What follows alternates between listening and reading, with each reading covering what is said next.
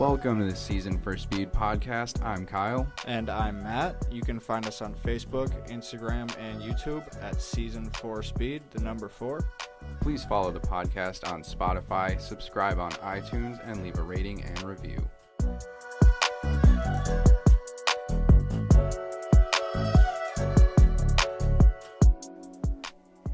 Welcome back to Season for Speed. We have gone 2 weeks without releasing an episode because my car is currently in the shop and I'm using one of my roommate's vehicles that I don't want to put a million miles on. So just out of respect for him, we decided to wait a week. Plus we had some bad weather and didn't get into a lot of cool vehicles. So we decided to just give it a week.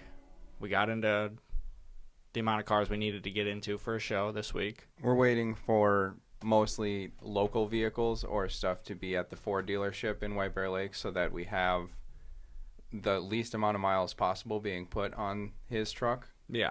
And we were lucky enough this week to have my friend Jared, who is up in the area from Mankato with his 2013 GLI. We'll get into that second. We'll start with the GTI that we drove first. Yeah, so 2017, the Mark 7. Yeah, we drove a 2017 Volkswagen Golf GTI from the Ford dealership. Manual, 6-speed, white, 24,000 miles, and they were asking around 23 for the car. Yep. So pretty affordable if you want to get into... it was like 23.9, so it was like 24,000. Yeah, so pretty affordable if you want to get into something, somewhat sporty, a hot hatch. And relatively new. Yeah. That's almost as new as it gets. I don't think the 8 is out yet. They've released it. I know that. I don't think... Is it actually in dealerships yet? I'm not sure. The Mark 8? I don't follow them too much. Fucking... Golf GTI. The Golfs. Not even the GTIs, just the Golfs in general. I don't know if the Mark 8 has made it to dealerships yet, but that is out. So going one generation back, that's probably going to save you a little bit of money and still get just as modern. And this one was a great deal because it's damn near brand new. It looked and felt brand new. Looked and felt brand new. Yeah. It's only got, 23,000 miles. You were paying... So you're paying $1 a mile? Yeah, basically. Yep. It's really low miles. That's pretty brand new. As for how the outside looks, it actually still looks nice and modern. I don't like the look of the Mark 6 Golfs as much. I don't either. This looks modern. It updated, fresh. Yeah. I like the outside look of this one, and I like the headlights. The one on the 6s were those round, ugly headlights that went a little too far up the hood. This one looks a little more squared off and nice. Goofy, fake, weird slit vents down on the bottom of the bumper that are... like half canards, half vents. I can't explain. They're weird. You said you're not a fan of the wheels. Not these wheels necessarily. What do they call these? I don't remember, but I like these ones. They're the 5-spoke. I don't know. I'm just not a fan. They're the 5-spoke with the weird leg at the bottom. Yeah, a little bit flared out. It does kind of look like a little cartoon leg. Yeah, I can't. But I like those. I don't mind them, and I like them on this body style for sure. They're not the worst I've ever seen, but they fit the car. Mm-hmm. I wouldn't put them on any other car ever. I like the little red line that goes all the way through the grill and then actually is integrated into the headlights wrapping around, and then that goes through to the bumper line in the fender. Yeah. That's all very nice. I really do like that it goes through the headlight. Yeah, it looks really nice. It does. It's sporty. Taillights are whatever, nothing special. The rear end, it doesn't really look wide enough. I think they should have flared the fenders out a little bit more. It still just kind of looks like a little QB hatchback. It doesn't look super aggressive. If you didn't know, like if the GTI badge wasn't on the back, I don't think anybody would ever understand the difference of this isn't just a Golf. Yeah. It doesn't have anything to make it stand out. The R stands out a little bit. And then you see the R badge and you really know what it is. But without that even, that's still just a Golf with a little bit flashier rims and a little bit more black integrated into some shit. But it doesn't set itself apart as like a really sports car. And this didn't feel like a sports car. This was a sportier feeling little hot hatch. Yeah, the only thing in my opinion that was sporty about this car was the styling. The red stitching on the interior was much more sporty styling. But that's what I'm saying. The styling was the only thing sporty about this car. Mm-hmm. The clutch was so loose, I wanted to give the car Viagra. Like, there was no feel. No. It was just a sloshy, smooth push it all the way down to get anything to happen, to get it to release, to get it all the way it's out. so It's soft. not, it was weird. The same with the gearbox on it. It was weirdly smooth. It just felt like plastic on plastic, kind of sliding and clicking together instead of that nice metal on metal click that you want to feel. This was just slide into gear, slide into the next gear. The gauge cluster on it was nice. Yeah. Big and bold, and it carries that red through still. The pedal box was nice. You get these chrome little slatted pedals, decent. The red stitching goes all the way through the seats. It's in the shift boot. I'm pretty sure it was on the center console. I don't remember. I can't see a picture of it right now. On the center console. Let me see. I can't tell, but I believe there was red stitching through the leather on the top. Yep, it's on in the doors. It's on the armrest and stuff. It's really nice how they designed the whole thing. The seats really comfortable. They were extremely. That was my favorite part about this car was the seats, the bolstering. They felt sporty. Yeah, it feels nice and bolstered. There's not a lot of hold in for your upper body, but your lower body feels really supported, and it actually has really good hip and thigh bolsters, which a lot of cars are really lacking on. They get these big giant lower back bolsters and then leave out the hips, just a flat thing to sit on. This was nice. It actually kind of held you in, even though you really didn't need it because you're not going that fast in this car. No, it's underwhelmingly slow. It had the whole, display and everything. It was driver oriented, so it was tilted towards the driver. I like that a lot in a car, especially a sports car. Just gives it that cockpit feel. I like everything is on a dial on the inside. You get two nice dials underneath the infotainment, which honestly doesn't feel any newer than the 2013 Mark 6 GLI that we drove. Yeah. I didn't feel any it, kind of it looks the updated. exact same. Yeah, it doesn't feel any more modern at all, which I don't know if that's a bad thing against the GTI or even a better thing for the older GLIs still feeling just as modern as this. I think it's a better thing for the GLI. I think it is too. I think it almost dates this car immediately. You get in it and already feel like it's old. It's nice, but it feels old, yes. Mm-hmm. But it's I mean, let's put it this way. If I were to hop in when we talk about the GLI, we're going to talk about how great it is for that year. You know what I mean? But when you're referring to a 2017 that has the same interior as the previous body style, and that's a whole body style different. And this one he got for $13,000. Yeah, it may have had about double the mileage of this. Almost triple, actually. He said 60. 60. So yeah, it's almost triple, but still, that's just the price we're going off of, and his car still felt like this car because it was the same on the interior. Yes, it had the red stitching and everything. I'm saying like the wear and tear on it. Oh yeah, it maybe has an extra creak or two, but that's okay. That's all right with the mileage, but it still feels the same. Yeah, it still feels like really good build quality in there. Yeah. The only thing I noticed, Jared had a small rip in his driver's seat, but besides that, on the interior, it was holding up. Yeah. I didn't notice in the GTI. I didn't remember to write it down or not. Did that have the soft touch all on the dash? I believe it did. Yeah. The whole dash was okay. So the 2013 GLI I was happy to find also had the soft touch for the whole dash. Center console area all hard plastic. The entire door hard plastics. I don't think for a GTI, this being almost the top trim for the Golf, it should still be sporting that much hard plastic in it. No, it shouldn't. I get it. It's still sportier, and there were a few things in this car. I'm like, this is the top model, and you're forgetting. And this is where it stops? Like, and where did the money go? Because it's not that fast. It doesn't perform. No, I don't. Where did the money actually go in it? Because but the leather they're not that expensive, though. They're not expensive. The leather does feel better than your Maxima. Your Maxima felt that real plastically leather. Yeah, this felt like good quality leather almost in the seats. Rubbery leather. Yeah, I know exactly what you're saying. Yeah, this felt so. There's some money in that, in nice, actual quality materials on the interior. The shifter felt, like I said, as you're shifting, very plasticky and smooth and not very responsive. But the actual shifter was pretty cool. The little golf ball. Yeah, I like that. That was really cool. Yeah, I like that. That's stock, isn't it? That has. Yeah, I believe so. And it felt really solid. Let's see, back seats. Should have sat in the back seats because they actually look pretty comfortable, and they also have that nice red stitching going all the way through them. Everything was a full fold down in the hatch, so it's actually a really usable car, even though it is actually pretty small and it feels really small. This was the 1 second here. Even being in sedan hatch form with the 4 doors, it still felt really small. It did feel pretty small. I don't remember if they actually still make the MK7 GTI in a coupe. I don't think they do. I think that's the year that they stopped making the coupe GTIs. Yeah.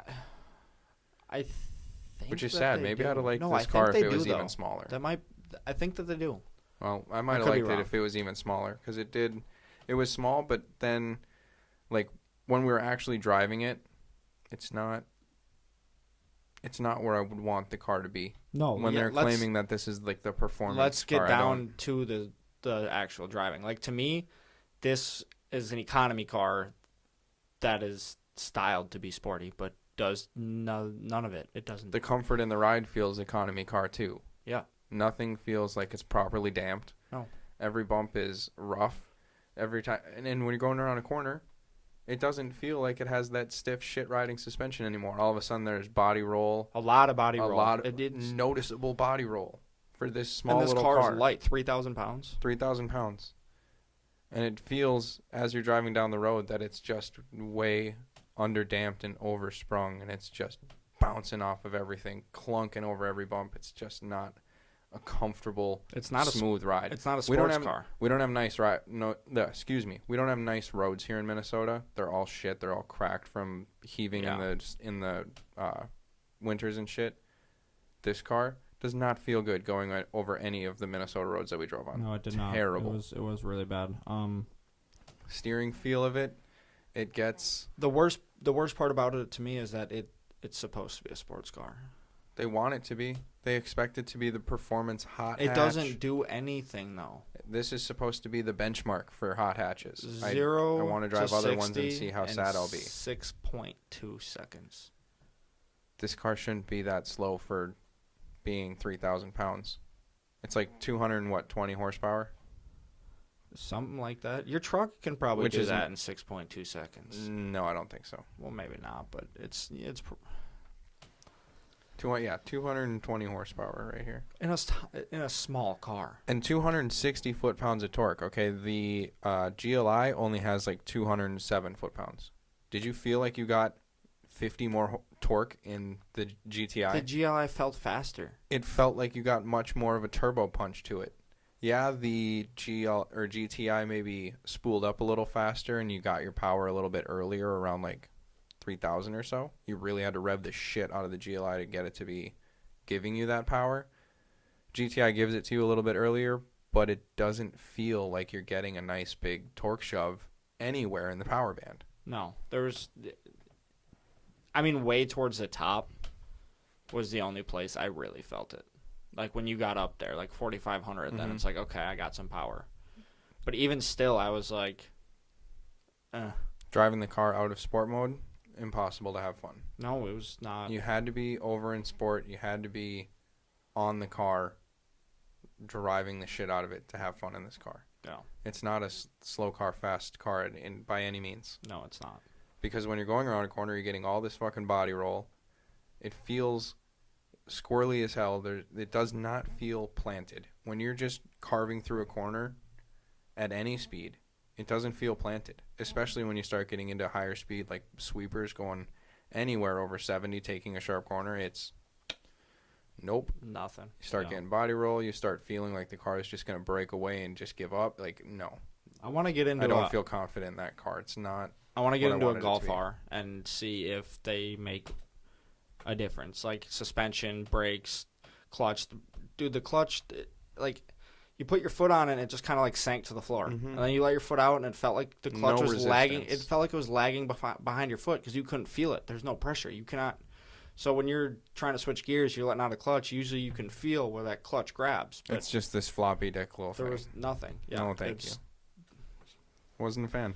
Not a I was fan. interested to drive the GLI in a manual to see if it felt the same or different, but Jared's has the DSG. Which is amazing. It is actually really amazing. I was really impressed with that.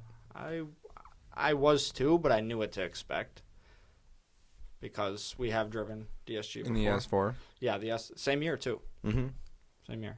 I'm sure there's some differences. The S4 definitely grabbed its gears a lot harder, a lot more. The S4 is behind a getting in. real No, I know. sports car. I'm just saying. Yeah, no. But it was very fast, very very smooth in the GLI. The shifting was very fast. Mm-hmm. Yes. Mm-hmm. Very, the car. Honestly, it was one of the smoothest shifts, like with the paddles when you're on it. It didn't grab, but it still grabbed. It definitely made the car okay to be an automatic. Yeah. With the transmission it was really being nice. that good. Like, I don't even know how to describe it. Like, it would grab, but it wouldn't kick you back. But you could feel it grab and go. Mm-hmm. And that had a cool little launch mode built into it. The GTI, I'm sure it maybe had launch mode somewhere in it. We drove it on a colder night with a little bit more snow, but even when we got a nice area to give it a little bit more power from a stop, it just Nothing. Underwhelming. Absolutely nothing until incredibly underwhelming. Get well above really 4,000. Well, that was right around 32 or so before it really starts to give you some power, but you just hear the turbo starting to work and starting to work and starting to work, and then maybe it'll give you some power, and then here you go, now you can start moving, but in the meantime, you just feel nothing. And even when it does give you the turbo, you know because you can hear it and because you see your number going up faster, not because you get a nice big torque turbo shove from it. Yeah, you don't. It's just not in there. No. It's just really smooth all the way from top to bottom. And yeah, you gain a lot of power, and it's a really smooth power band from top to bottom, but that's not really that fun to drive. And the other thing was, it didn't get traction. It had new tires on it. New tires. And every time you really try to get on it. Every time we got a nice dry patch where we could actually try and use it, it still could not put any of its power down. It just wanted to spin the fucking tires. Yeah. Torque steer, yes. A little bit. It was not as unmanageable as the Speed 3 that we drove. The Speed 3 was awful. That thing said, oh, you want to go straight? We're going to go to the left. We're going to go straight left. We're not going to do that. That one, but that one, you got this turbo 4-cylinder. Yeah. That actually gives you a nice big turbo punch when you get to it. Yep. From 2000 and what was that, an 8 that we drove? It was old. 10. No, not that old. It wasn't that old. Maybe a 10 or 13. Either way, I can't remember. But it's not a 2017. But the price in the cars are probably similar. Retail? For used GTIs and used Speed 3s? I'm talking retail. Brand new off the lot. The Speed 3 and the GTI are probably similar in price. I'm sure they came out similar. They're supposed to be competing with each other, so they kind of have to be. Speed 3 kicks its ass. It does. In performance, not in styling. Styling, I think it loses. Exterior, it competes a little bit, but... I like the hood scoop. I do too, but I think the GTI is more class. Yeah, the GTIs, and it also feels a little more refined on the inside. Yeah, the interior. Even though Mazda does a really good job with their interiors design-wise. But it just feels old. It still feels, and it also feels a little bit less quality. Yeah. The GTI definitely does feel a little bit more But that's exactly what you're talking about, is that the Mazda performs better, and the GTI has a better interior. That's what we're saying here. I'm still a little lost. It's where they put their money. Yeah, where does it all go? They're putting too much into this interior and not getting it really nice. I mean, for the price, when you're out shopping for this, that is a really nice interior for $20,000. Yes. For the miles. Yes. And for the year, and for having a manual. But there's a reason. But the interior, great. I have no complaints about it. But the performance of the car does not meet up to the price. I would rather have a slightly older interior and older car to beat the performance of this because it's just not impressive. Like going back to the GLI. You can go back 4 years, get the same interior that, again, no complaints about, is great, looks good, and end up paying $10,000 less for performance that on a number sheet is 0.3 seconds slower, but yet feels much better in the cornering and power delivery. The other we also got to consider, we drove a manual GTI and an auto GLI. If we would have drove the manual GLI, we may have gotten the same sluggish feel. That's true. But then fuck it, go back and get the automatic GLI. I would prefer an automatic GLI from 2013 to the 2017 GTI. For me, I don't. That's where I landed on these two cars. These are okay. I'm just gonna put it simply. These are not sports cars. You don't buy these to be a sports car. Let's talk about them as a daily. As a daily car. If you want a front-wheel drive car as a daily and you're deciding between something that has the same engine, Okay, go back to a Mark 6 if you want to be absolute apples to apples. You're looking at same engine, similar platform. I believe you get the same brake package, steering wheel, seats, interior, all that shit. If you're deciding between a GTI and a GLI, you're picking the GLI. Yeah. I would. If you're looking at a daily driver that's just a nice front wheel drive, not looking for crazy performance, but somewhere that's nice to be in every day, and actually you kind of have a little bit of fun in, I feel like the GLI was more fun than the GTI. Now, here's the caveat with these cars. If you are buying this to be a daily driver and not a sports fun car, I'm going to buy this in auto because it's going to perform better. It's just going to be a better car. I like daily driving a manual. I do. But that's because my car is fun to drive. Okay, I love manual. Don't get me wrong. But I don't want to sit and do that through traffic every day if I'm not enjoying it. If it's not something that you can absolutely enjoy at all times in it. Yeah. Now, the caveat with these cars is that if you're not buying it to be a daily and you're buying it to make it into a sports car, that's very doable. There are a ton of mods. Mm-hmm. It's huge. It doesn't need to be the fastest thing in the world to be a sports car. No, but you can change up the suspension in these very easily. You can make these crazy fast. Mm-hmm. You really can. So I'm not bashing people that like them for what they are. I'm just saying if you want to buy a car and just drive it as a sports car and you're not into the mod market and all that kind of stuff, don't buy this car for that. Now, if you want to have a little bit of fun, you want to get into a little bit of mods, this is a good car for that because the mod market's cheap. The starting car, you got to start with something. The car's cheap to get into. I think it pulls off the sporty feel nice. Yeah. You get on the inside, the outside too, still it gives you a little bit of sportiness, but still just looks like a Golf or a Jetta. Yeah. I actually think the Jetta stands out against other Jettas more than a GTI does against Golfs. I agree with that. You're getting all sorts of different accent lips and shit on the outside. So let's pull over here to the, we found a white 2013 GLI for sale right now. That's same price as he paid, $13,000, 56,000 miles. So 2 years later, it's still selling for the same price at the same mileage. And this one's a manual. And this one actually is a manual. So that might have actually... I don't know if that mean that an automatic might be a little bit less than this now. I don't know how much manual influences price in these cars. On these, yeah. Because it's different for every car. Who knows who's seeking that out because the automatic is such a good automatic. It may not be a downfall of the car with it being so good. Yeah. Well, it's... The DSG is amazing. We've talked about that before. Mm-hmm. So they do it right. They do it right. But so when you get the GLI, you get this nice little black lip along the front center section of the lower bumper. Looks great. Wraps around to those black strips on the lower skirts of the side. Looks great. That wraps around back to these little fins that you get on the back bumper that are kind of splitter almost, but I don't know how big of a fan I am of them just because it makes the car look like it should have a dual exhaust system. It looks like it makes a pocket on the left side for the exhaust, and then it also looks like a pocket on the right side that's just missing pipes. Well, okay, so what I find kind of funny about that is that they do more trying to make this car look sporty than it actually is sporty. For example, I know we use it as an example a lot, but my S4, it doesn't really have sporty lips and stuff like that on it. You know what I mean? Mm-hmm. So they do less to make it look like a sports car and more but it's the same company. So I just find it funny that they put more into the performance of their performance cars, and again, still to the naked eye, it looks like an A4. Yeah.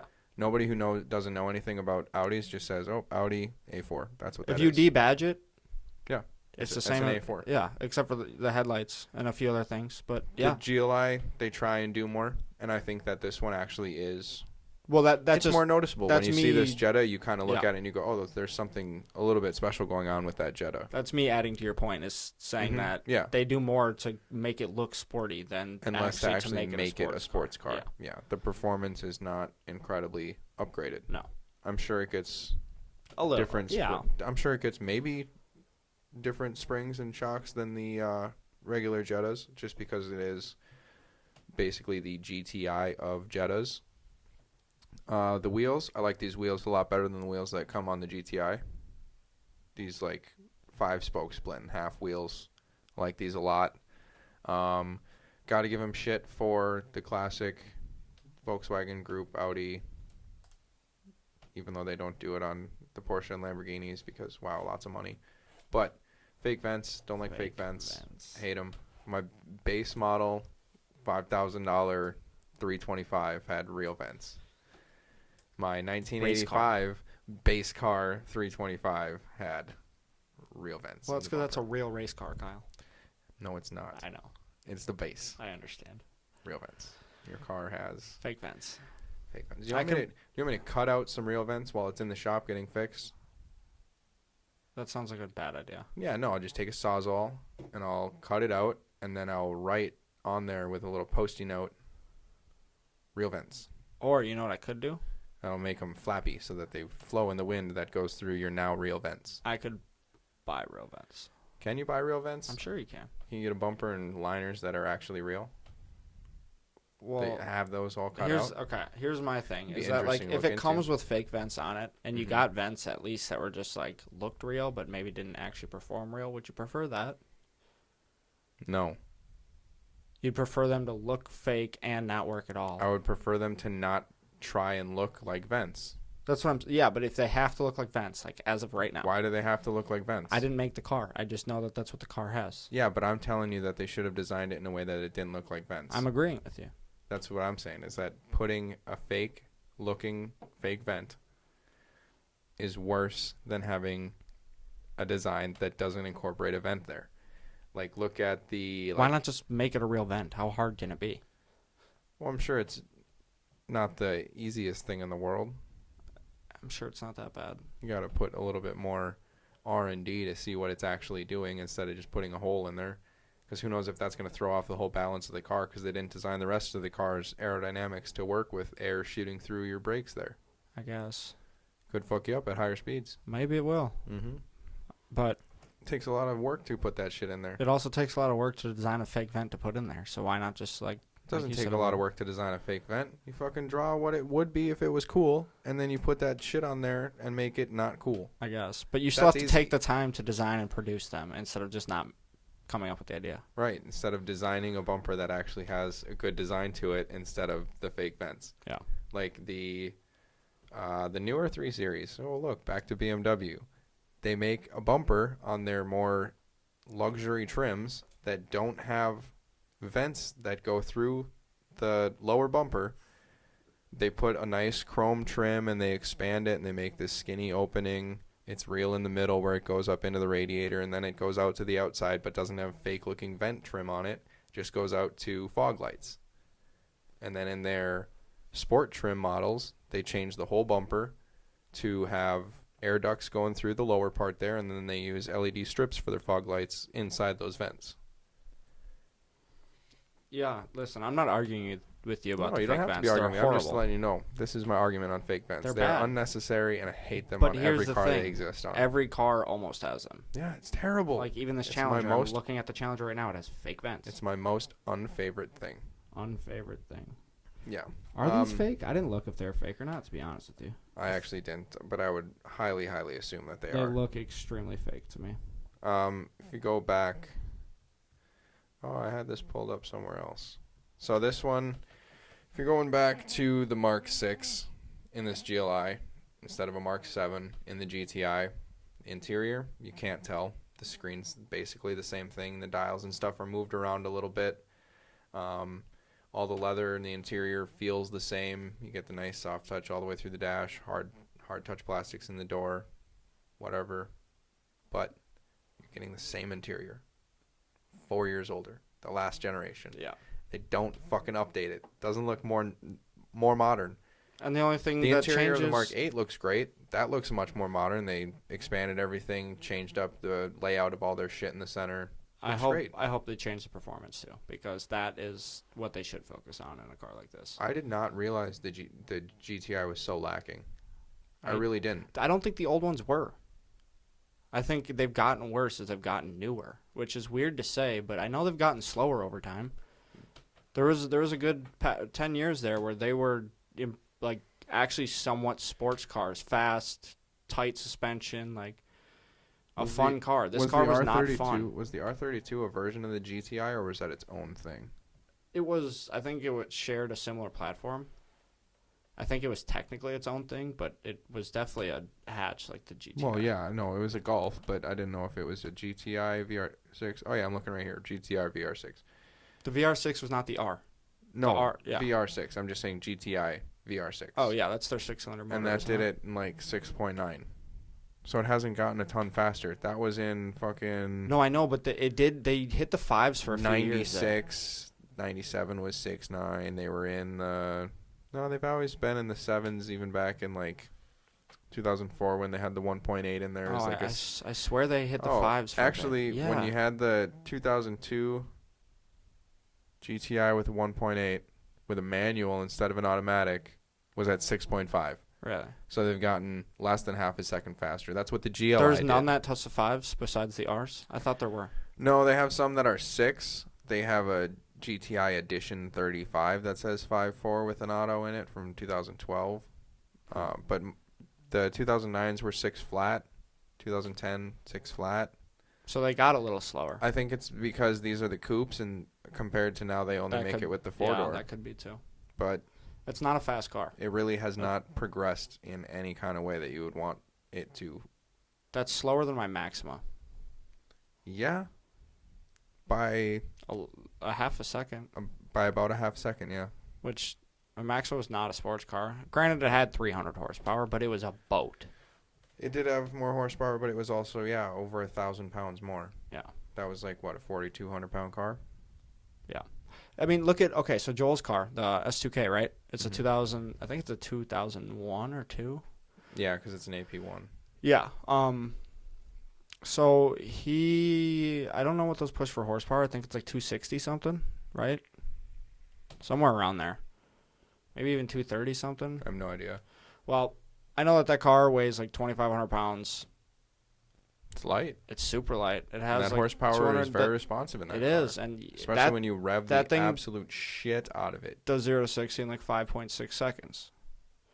I can't really compare it to a GTI. I mean, you can with the weight a little bit and the horsepower a little bit. The GTI definitely has more torque.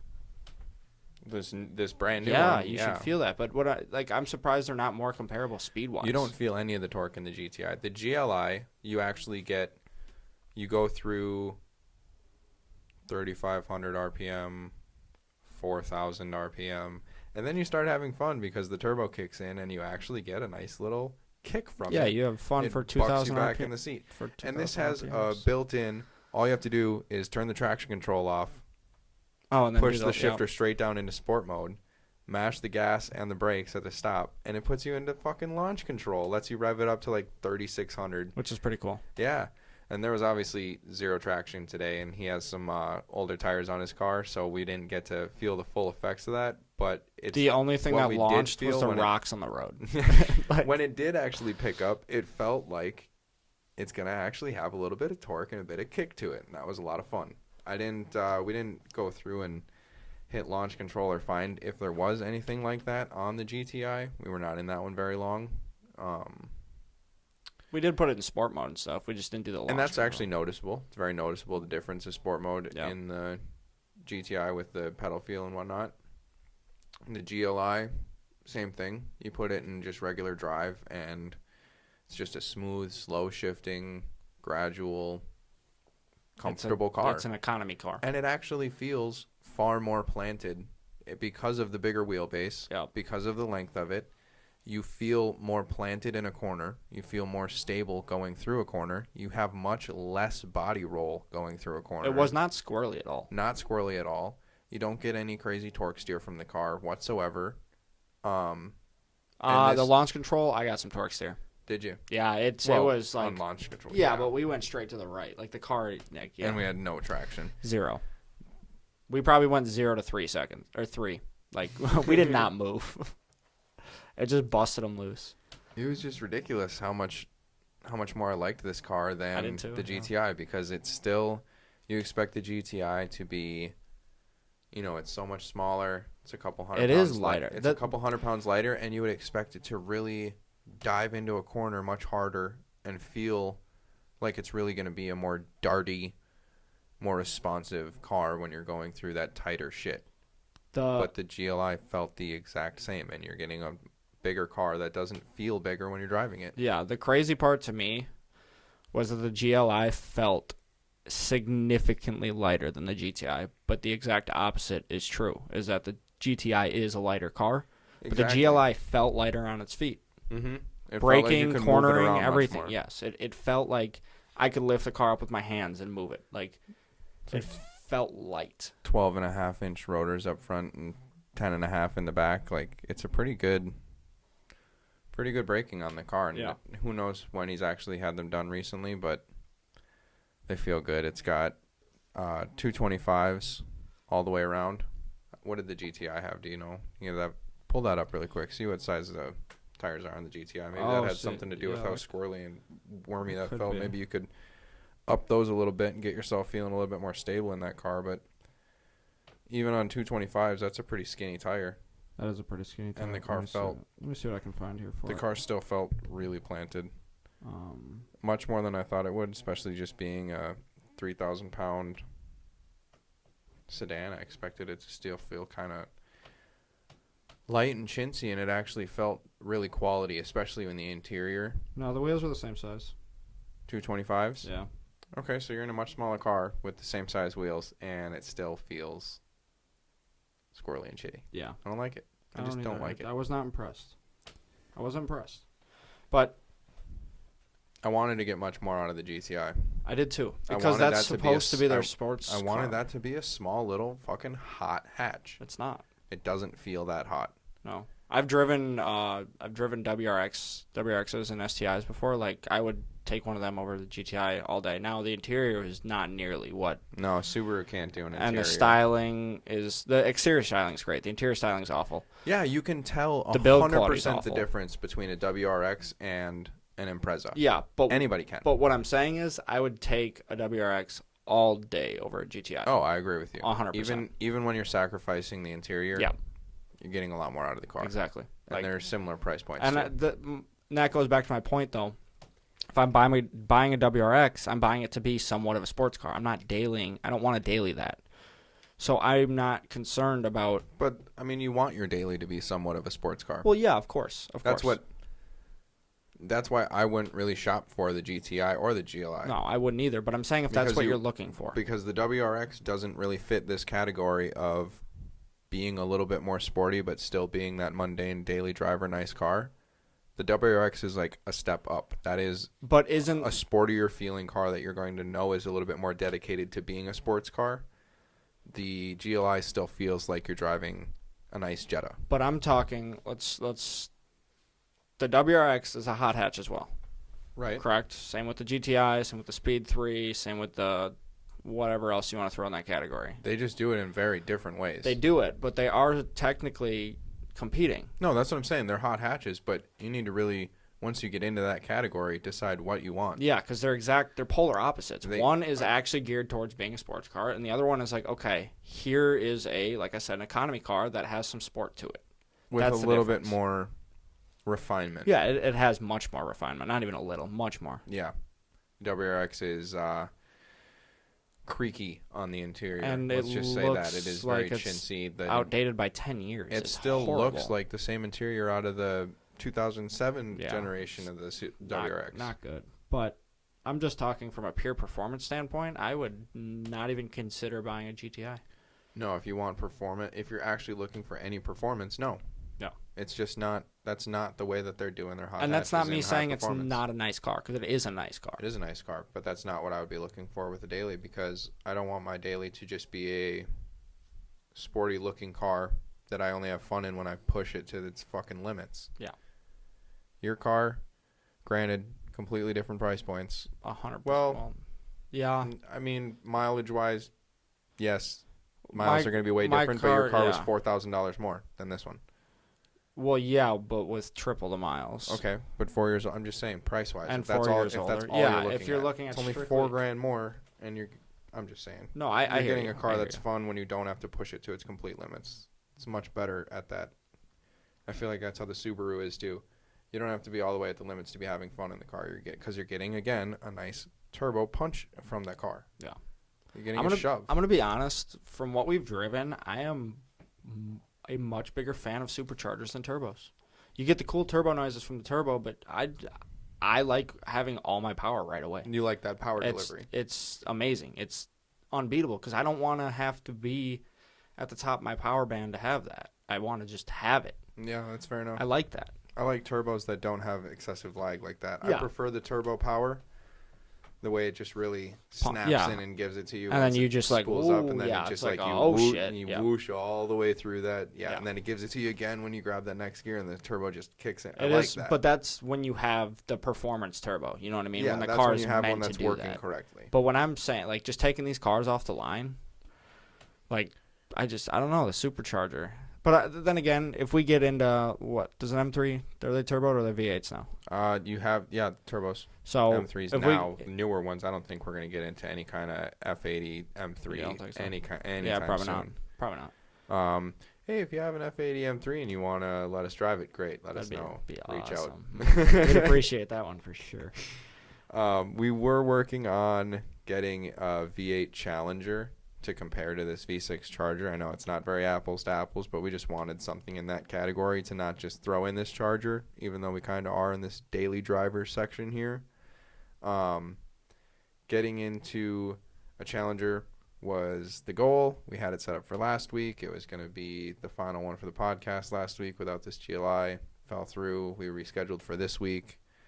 Fell through again. I think the car may have actually sold before we got to it. It was actually really cool.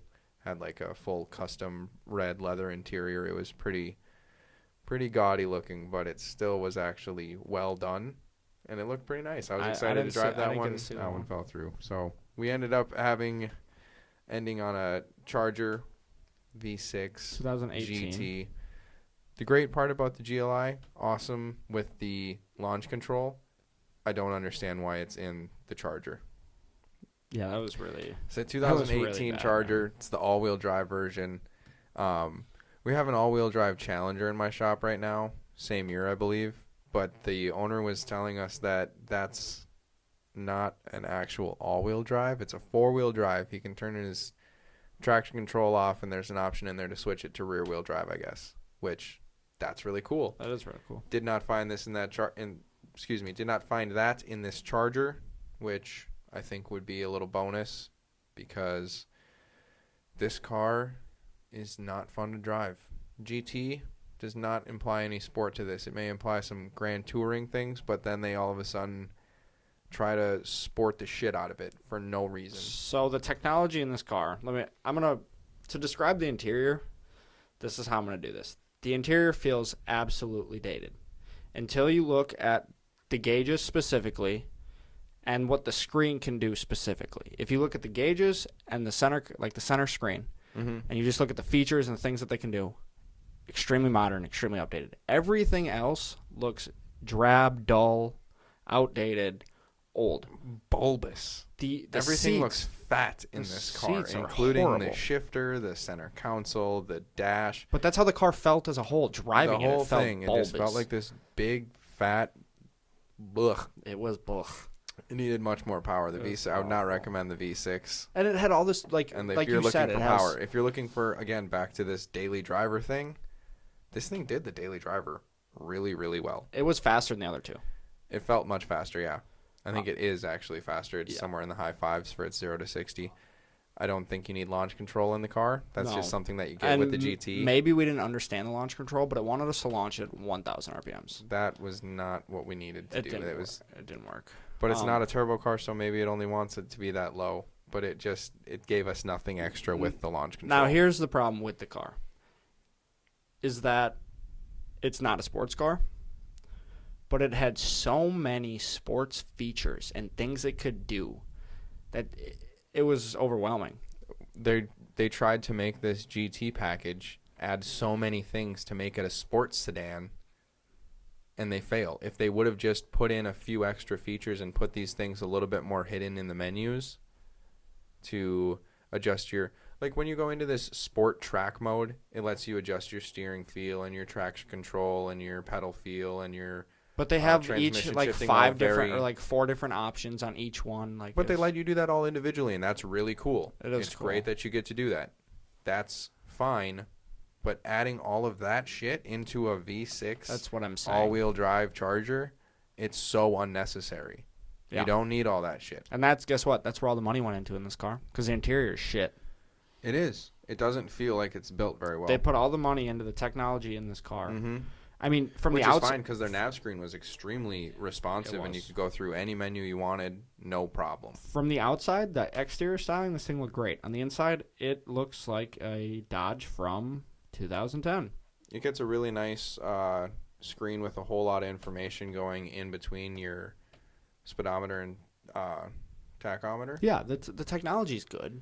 When you get down to the screens alone, you can go through and customize a whole lot of shit in the screen that's in the center of the gauges. You don't get a lot of customization with your options on the center screen, but it is pretty big. You get a decent design. They use this same kind of textured speaker look going all the way around the screen. It makes me feel like the whole thing is a speaker. It does look like a speaker. It looks like it literally looks. I thought it was carbon fiber. So it was night when we got in this car. It was dark out, and then I flipped on the light above us, and it looked like speaker vents, and I immediately hated it. The dials are gigantic, and in classic Dodge fashion with their cars, it's like this rubber fat feeling. You get no clicks as you're rolling it around. It's very rubber. It's not a good no. The lines don't make sense. No, wrapping around the dash and on the gauges. Well, the like if you look at the chrome piece that goes from above the gauges to over around the passenger vent and then back around, but then you get this weird hump into the dash on the passengers. It doesn't make sense. It looks really bad. The dash is about 12 feet long. Yes. From the windshield to where the actual gauge cluster ends, because there's this like 6-inch overhang coming off of the top as the sun shield or whatever. No, the gauges are already sunk in like 6 inches. You don't need an extra 6-inch overhang coming up. It makes the dash huge. And then they have the shifter that to me seems like they're trying to go copy some like BMW type of. It's a handful is what it is. It literally is a handful. It's a big ass shifter. It looks like shit. Doesn't fit the car very well. No, the interior of this car is absolutely awful. The steering wheel was actually pretty decent. I thought it has too many buttons and a little bit too much going on it, but the actual design and layout of it, it's a pretty thick, firm steering wheel. That's not the worst. It's a decent 3-spoke design. The bottom is actually cut out instead of a big plastic piece being thrown in there like most cars do. Yeah. Happy with that. But I don't think that changes on the upgraded versions, so... I have no idea. I think you might get a better steering wheel once you're into like the 392s and stuff. Here's my issue with this car. It is the GT, right? It has all this extra sports stuff and the technology and everything. But it just so like not it.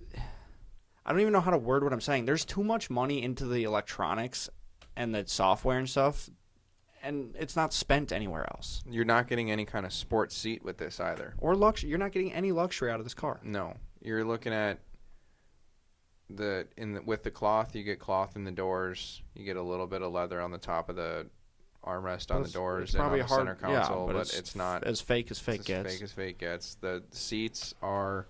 I actually like the seats. They're impressively comfortable, but they feel very comfy. Buick-like. They were comfy. They don't feel any kind of sport-like. But if I look at the seat, soft cushion. If I walked into a room and this seat was sitting in the middle of the room and somebody asked me where did that come from, I would 2000 Ford Ranger, like awful.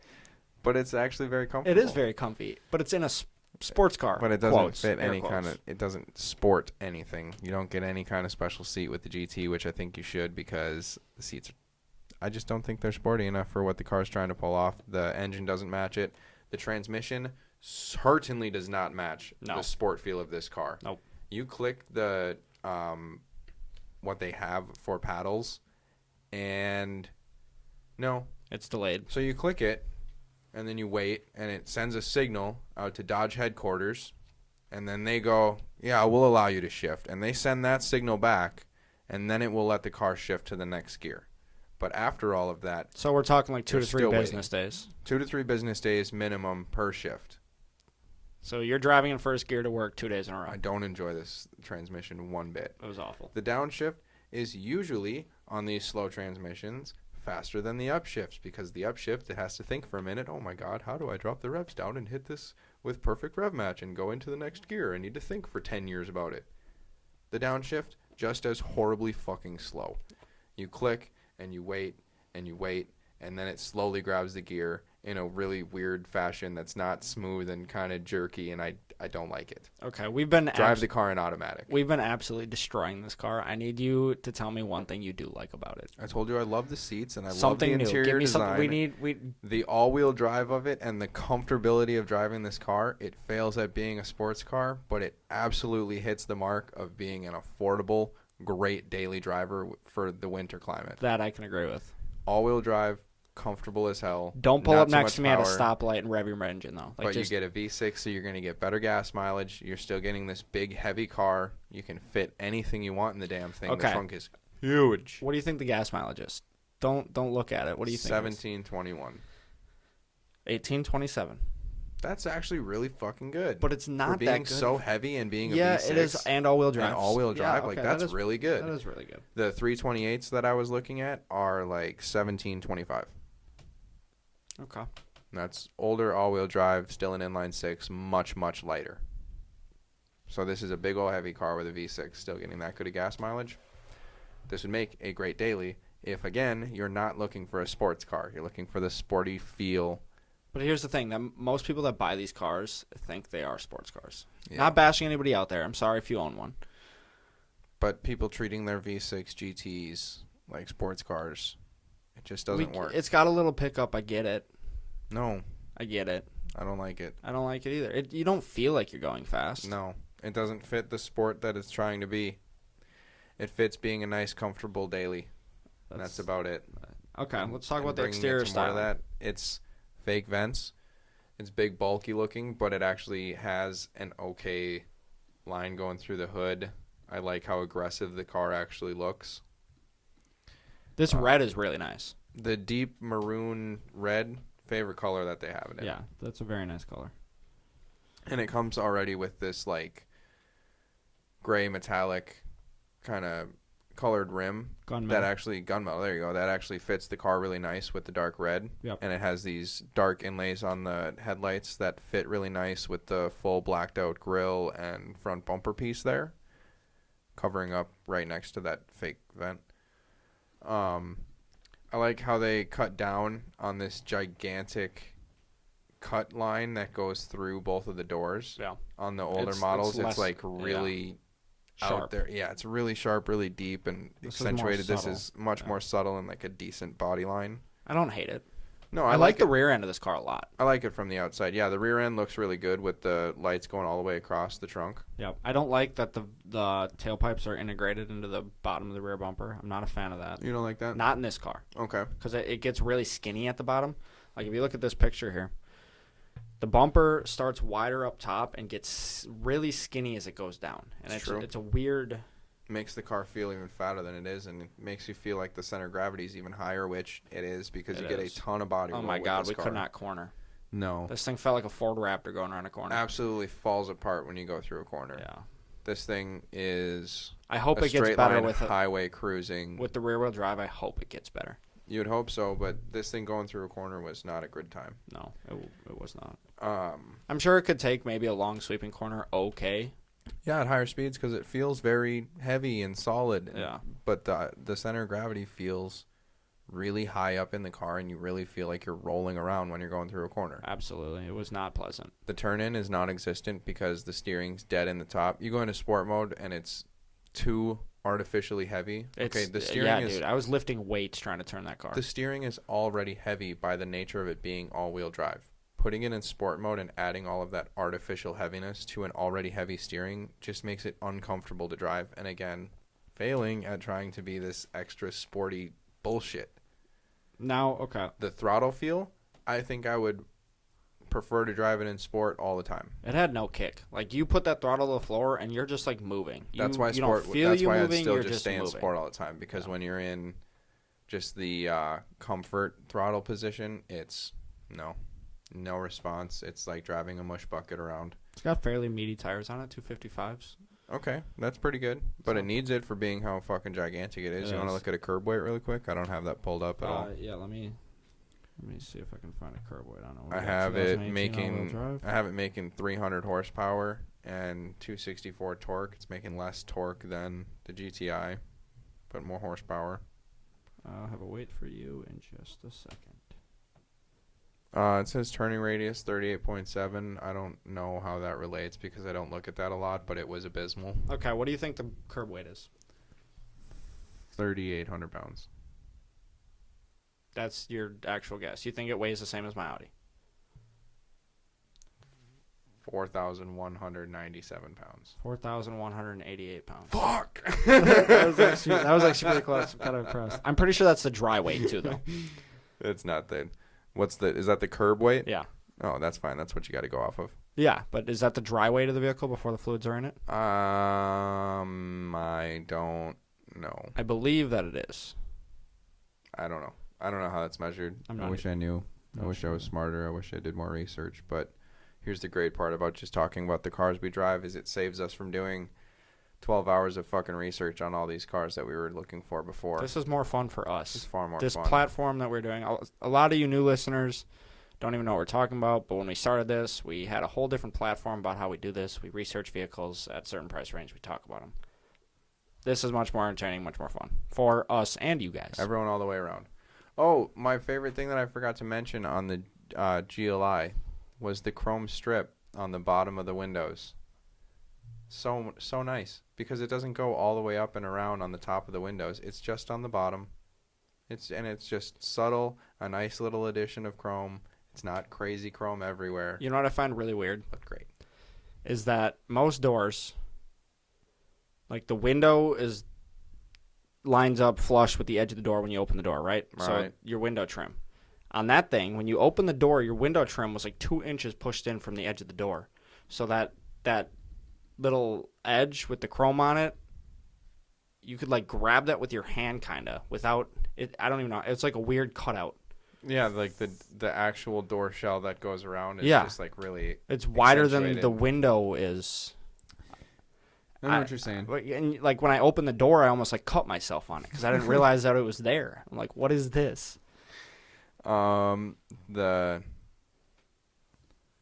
Charger definitely gets my vote for favorite wheels out of the three cars. I would agree. Honestly, GTI on the bottom, the GLI I definitely like better. If we're talking a daily driver car, the Charger probably gets my vote.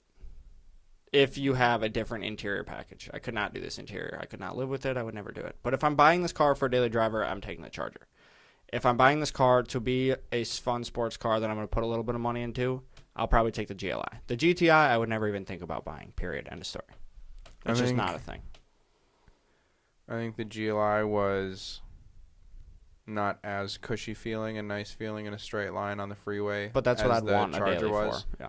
But it was nice enough feeling that it would be fine for a driving on the freeway all the time daily driver. But it was also very fun in the corners. And it was also very fun when you pushed it very hard. Even when you pushed the Charger hard, it wasn't any fun. No. You get all-wheel drive, but like you don't need that. It's not necessary. Just put snow tires on and you can have any drivetrain configuration you want. Snow tires are a miracle.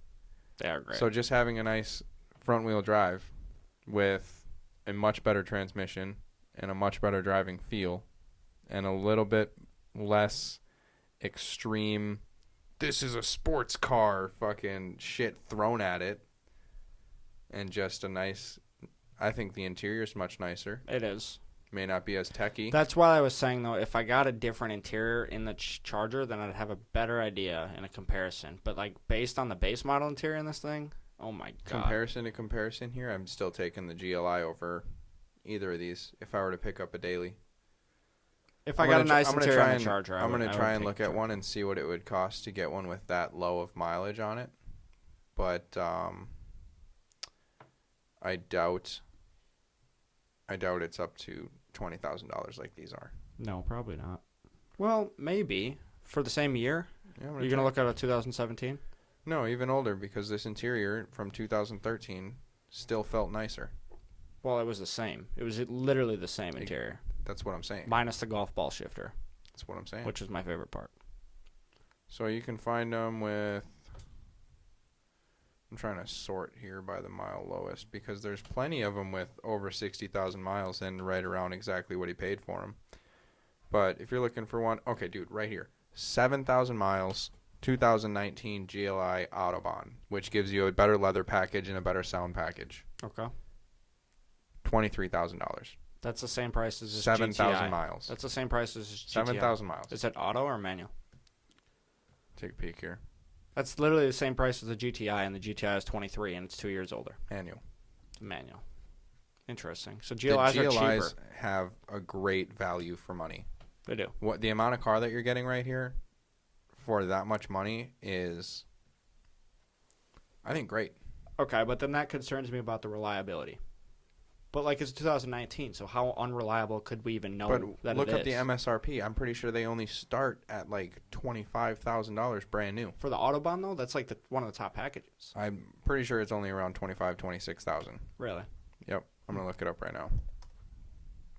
I'd But be curious to see if the clutch is the same. I'd imagine it is, but I'd be curious to see if it is the same. I'm sure it's the same shit. I'm sure it is. All floppy. Mm-hmm. Yeah. Jiggly shit. $26,000 starting price plus an additional $895 destination fee. Blah blah. 35th anniversary starting at 27. Autobahn range topping for 29,000. Okay, so it's dropped $6,000 in a year and 7,000 miles. Mm-hmm. So, So okay. the depreciation is pretty big Yep. there, but these also have They do fall off quickly. they do fall off quickly. That's what I'm saying about this being such an affordable car for Oh, yeah, it is. what you're getting. It is that. But if you plan to keep it for 2 years and resell it, this is not the car you should buy because you're going to lose a lot of money. I think you should go older because it's still going to feel like the new one. Yep. I think go older and go cheaper, go more miles. Jared hadn't had any problems with this car until very recently. He has had problems with his coil packs. Replaced them. They had them at fucking AutoZone. Yep. Go pick them up. Go put them in. It's simple. It's the 4-cylinder. It's sitting right in front of you. He did it in the damn parking lot. Fixed. Good to go. I can't imagine the reliability is much worse than that. No. Especially from him driving it and having it for, what? 2 years, he said? Just over 2 years? 20,000 miles he put on? What did he say he bought it with? 60? What was he at? I don't know. I don't remember what he was at. But he bought He it didn't at put on a 60 and ton. He put on a few. Yeah. But that's all the issues he's had with it. It was under the factory warranty. Now it's just out. So I think it's a better buy. For I think the it's a much price. better buy to go for that price for that old of a car to still feel that new. Yeah, if you're going to buy one, well, it comes back to what you plan to do with the car. Are you going to modify it? Are you going to daily drive it? Are you going to sell it in 2 years? Are you going to keep it for a while? There are a lot of factors that would come into play when I went to buy one of these, but if we're talking about the car alone, then I think the GLI is the best bargain. But what about talking about these three? For all those different scenarios that you just mentioned, looking at these three in particular, I still think the GLI wins every category there. I think that if I have a sports car at home and I'm just daily driving a car in the winter or something like that, I'll take the Charger because I want the all-wheel drive. I want the plush, like nice, smooth ride. If I want to get in my sports car and rip it, I can get in my sports car and rip it. In the salt, though? I wouldn't, but you could. If you get a car wash right after you're done, it's not going to kill it. But if you just had a car that was fun that you didn't have to take that out of storage and go I ruin could it have in the enough. salt. I feel like I could have enough fun with the Charger. I don't. I feel like I lost everything in the Charger. It wasn't great. No.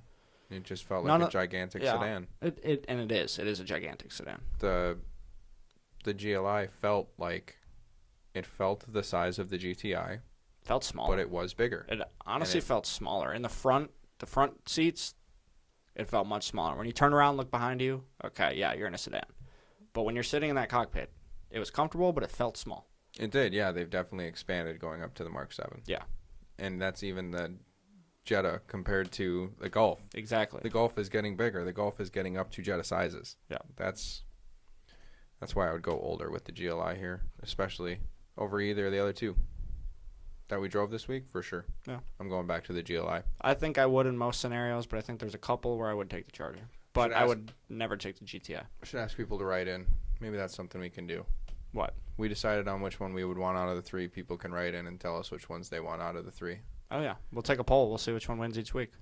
Yeah, we'll start doing that every week on the cars we talk about. We'll just take a poll and ask which one they like the best, I guess. Yeah. Something like that. Find it on the social media post because we post about each episode with what we've done. I try and post whatever cars that we've driven. I'll try and post, following the episode for a few days so that we can repost about it and get the word out there. Yep. Everybody sharing everything makes a huge difference. We're getting more and more shares on each post, and that's bringing up our audience reach huge. And more people are following. More and more people are downloading the episodes. It's going really well, and it's because of you guys sharing everything for us. So we really appreciate it. We really ask that.